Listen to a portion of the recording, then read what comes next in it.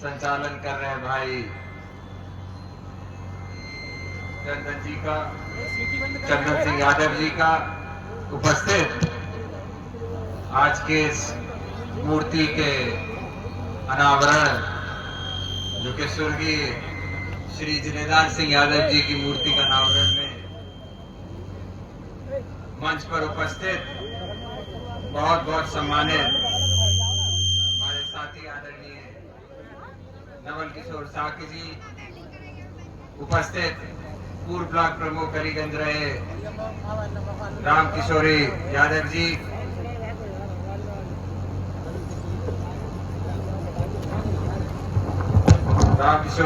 जी, उपस्थित बहुत बहुत सम्मानित भाई रविंद्र यादव जी, सुभाष साख जी, राम ब्रिजेश यादव जी, भूपेंद्र यादव जी, गिरीश पाल जी, उदय सिंह यादव जी, सुनील यादव जी, दिनेश यादव जी, प्रिंस यादव जी, गौरव जी, मुकेश जी, पूर्व प्रत्याशी रहे भाई शिवपाल जी, भाई सराफत खाले साहब और आज विनोद यादव जी, और आज जिनके प्रयासों द्वारा हम आपके बीच में यहाँ पर हैं, कार्यक्रम के आयोजक भाई जितेंद्र यादव और जीतू और उनके पूरे परिवार का हम तहे दिल से धन्यवाद देते हैं कि आपने मुख्य अतिथि के तौर पे आमंत्रित कर जहां अपने लोगों के बीच में मुझे पहुंचाने का काम किया, वहीं काफी समय से अलीगंज में हम लोग का कार्यक्रम नहीं लगा था, तो इस बहाने आपने हमको निमंत्रण दिया और यहाँ तक बुलाया, उसके लिए आपका और आपके पूरे परिवार का बहुत बहुत धन्यवाद।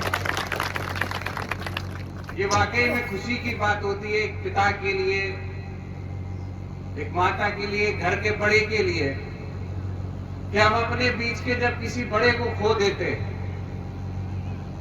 और उनकी याद में जब प्रतिमा लगाने का हम लोग काम करते हैं, तो सिर्फ अपने दिवंगत आत्मा को याद ही नहीं करते, बल्कि उनके किए गए कार्यों को, उनके द्वारा जो समाज में उन्होंने अच्छाई बनाने का काम किया, उसको भी अमर करने का हम इस मूर्ति के निर्माण के द्वारा काम करते हैं। बहुत अच्छी चीज है। आने वाले समय में मुझे लगता है जहां हम मूर्ति के अनावरण में जिनेदार जी को याद करेंगे, वहीं आने वाली पीढ़ी भी निश्चित तौर पे उनको याद करते हुए आने वाले समय में अपना देश को, प्रदेश को सहयोग भी देने का काम करेंगे। आज कार्यक्रम हम लोगों का सुबह 11 बजे का था।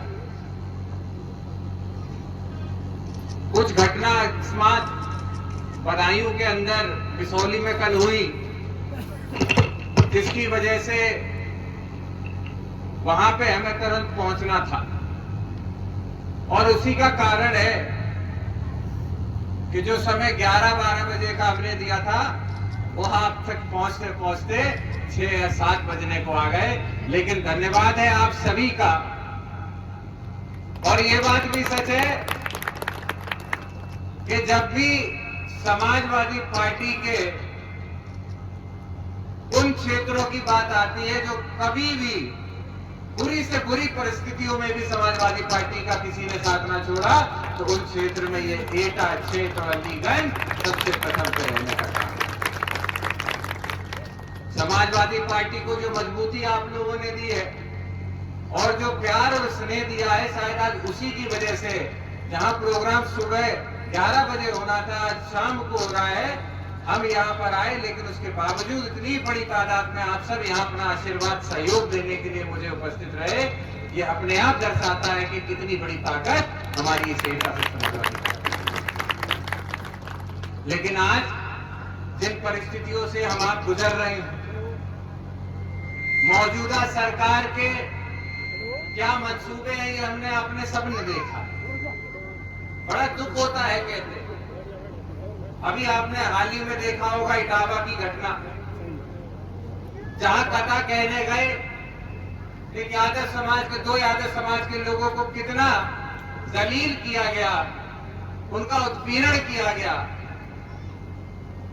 समाज में वो लोग जो अन्य पिछड़े लोगों को, समाजों को आगे बढ़ाने का काम कर सकते हैं, वो जब इस तरीके का घिनौने हरकत करते हैं तो याद रखिएगा इंसानियत से भी लोगों का भरोसा उठने सा हो जाता है। जो ये घटना हुई डाबा के अंदर, किसी भी समाज का व्यक्ति होता नहीं होनी चाहिए, यादवी क्यों, कोई और पिछड़ा समाज का होता, अगले समाज का होता, ये इंसानियत को शर्मसार करने वाली घटनाएं होती है। किसी भी समाज से आते हो, किसी भी क्षेत्र से आते हो।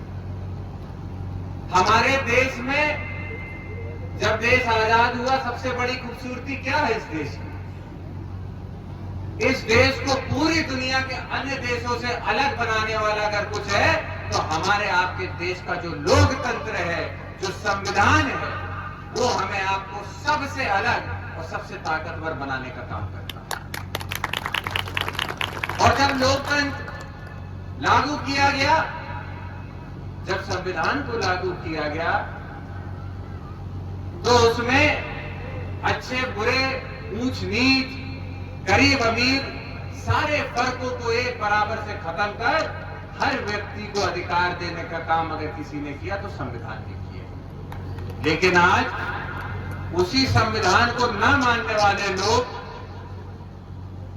जब समाज के कुछ लोगों का इस तरीके से उत्पीड़न करते हैं, तो सवाल उठता है कि क्या हमारे देश में सरकारें संविधान को खत्म करने का प्रयास कर रही हैं कि नहीं कर रही है?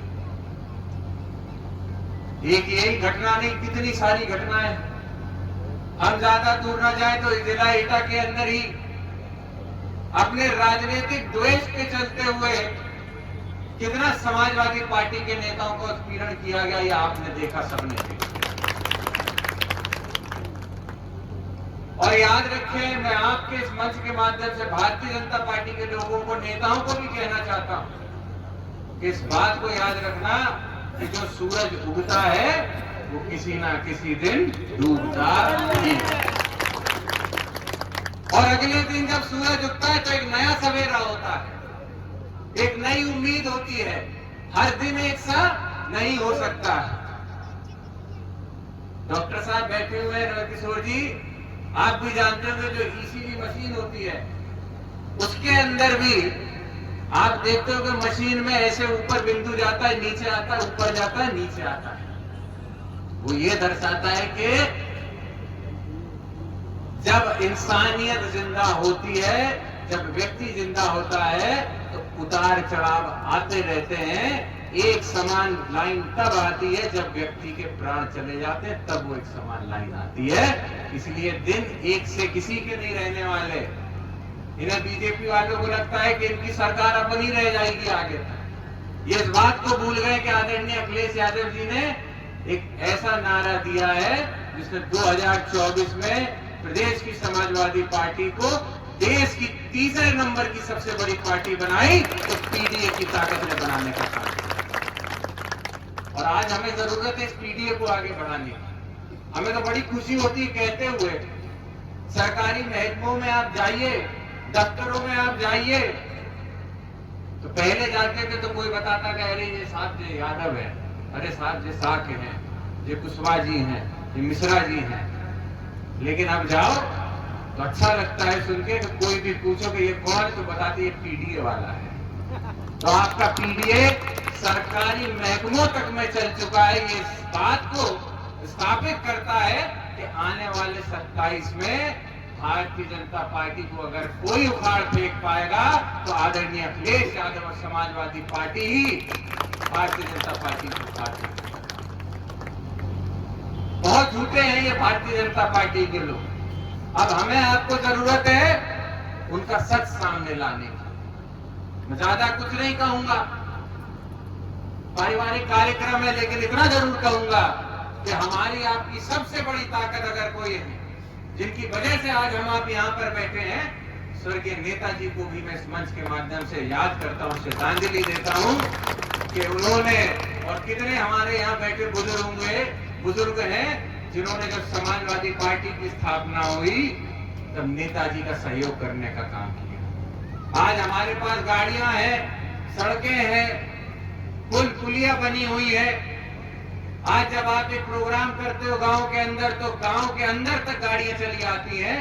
लेकिन याद करिए वो समय नेताजी का, जब पार्टी की 92 में स्थापना की थी और उस समय पे कोई सड़क अड़क नहीं होती थी, गाड़ी नहीं होती थी, साइकिल से घूम घूम कर प्रचार किया जाता था।